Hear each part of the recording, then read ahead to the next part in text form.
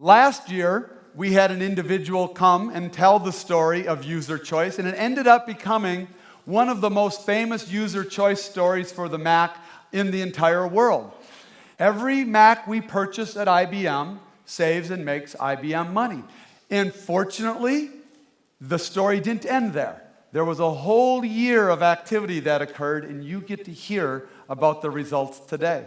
So please help welcome to the stage Fletcher Previn.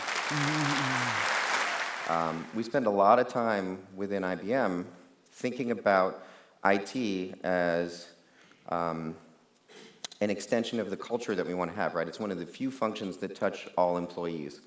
And so if you think about the way you get good culture is by having engaged employees, the shortest distance to engaging employees is what's in their hand or what's on the desk. We are a fairly large organization of about 400,000 full-time regular employees, and at any given time, a contingent workforce of somewhere in the neighborhood of 130,000 contractors. Historically, it's sort of in IBM's DNA that we think any kind of a program is going to be expensive, require a lot of people, take a long time to deploy. But what we're seeing is, if we take the time to do the engineering work properly, that design-infused projects don't require all of those people and time and money of the past to deploy out to people and help people adopt. If you make it simple and easy to use for people, they'll pull it from you. You don't have to push it on them. And we've had some really good success stories trying to be true to that, and Mac at IBM being one of them. The goal here is not a cost takeout program. The goal here is to deliver an employee choice program and to at least aspire to have the greatest Mac program in the world.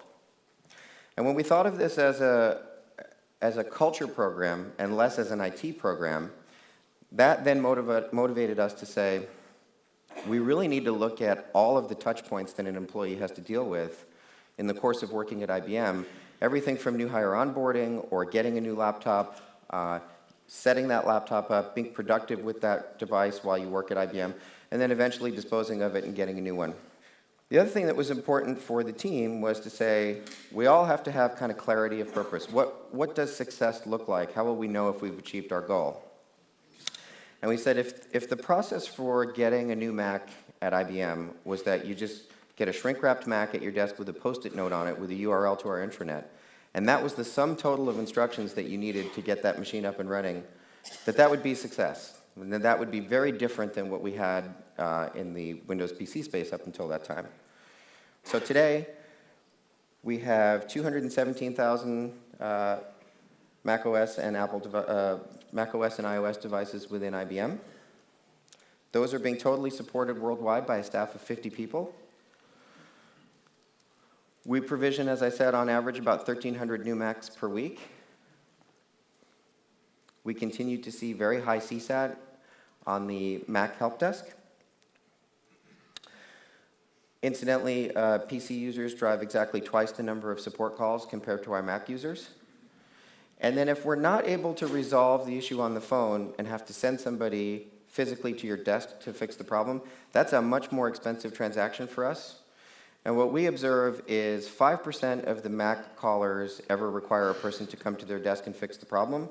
27% of the PC calls require someone to end up going to that person's location to fix the issue. So let's take a look at what does it actually cost. You know, we've spent a lot of time looking at this within IBM. Do we really know what it costs us to support a PC versus a Mac? And so let's look at this cost of per 100,000 machines over 4 years. What does it cost from a software perspective to run both of these platforms? So we need Windows Enterprise on the Windows side. Mac OS is free. We'd have Microsoft Premium support. On the Mac OS side, we'd have AppleCare OS support. On the PC side, we're going to need either on-prem Active Directory or Azure Active Directory Premium in the cloud. Going to need some sort of endpoint manager, which for most Windows shops is going to be Microsoft System Center Configuration Manager. On the Mac side, we're using Jamf Pro. On the PC side, we would also need to use Intune to do some of the cloud-based provisioning activities, because it's sort of not really well-defined where SCCM ends and Intune begins. And then we'd need either Windows Update servers on the PC side, or in our case, we put the files out on Akamai for Jamf. And so these two stacks per 100,000 machines over 4 years is $26.1 million more expensive on the Windows side. And by the way, we actually have a lot more software involved on our Windows stack than this, but I'm just including the ones that are common to most people. And this is a conservative number. This reflects the best pricing we've ever gotten from Microsoft. Now, if I layer in the staff required to manage both of these environments, we end up having $31.7 million more expensive on the Windows side. And if you then factor in the help desk numbers of people required to support PCs versus the Mac, it ends up being $57.3 million more expensive per 100,000 machines, or exactly 3 times the cost. And by the way, it's 3 times the cost all the way through these scenarios. If you remove staff and help desk, it's still 3 times the cost. What we observe is a fairly significant savings across here. You can see, really, I mean, device management, staff labor, help desk, all of those are major savings. And by the way, right, I mean, I should just say, as I said in the beginning, you know, I'm not the Mac guy at IBM, right? I'm responsible for all platforms and delivering the best experience possible on all of those. This is just what we observe as a result of implementing employee choice in a Mac program at IBM. So we talked about the software, the infrastructure, the labor, added in the hardware, new purchase price, and depreciation curve difference. If we combine all those things together into a total cost of ownership and compare like-for-like models of the 3 Macs that people would buy and the 3 PCs people would likely buy within IBM, let's look at what that looks like. So a MacBook Pro 13-inch versus a Lenovo T460 ends up being a net savings of $273 to IBM. A MacBook Air 13-inch versus a Lenovo T460 ends up being a net savings of $513 to IBM. A MacBook Pro 13-inch versus a Lenovo X1 Yoga ends up being a net savings of $543 to IBM.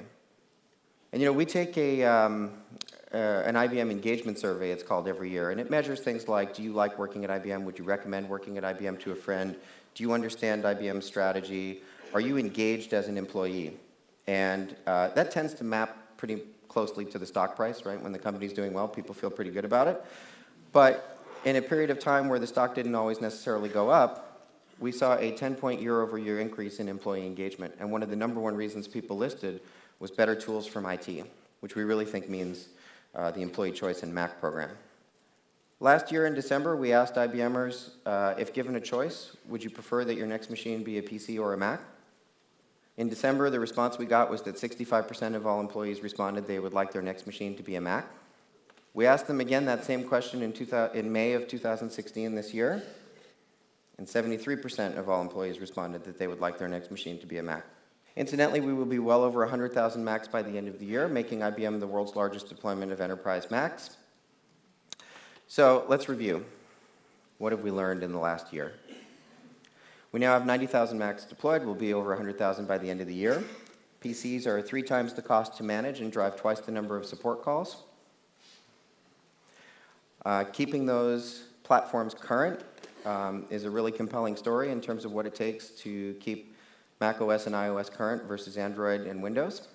Employee satisfaction is up. Our IT costs are down, allowing us to reinvest those savings into employees.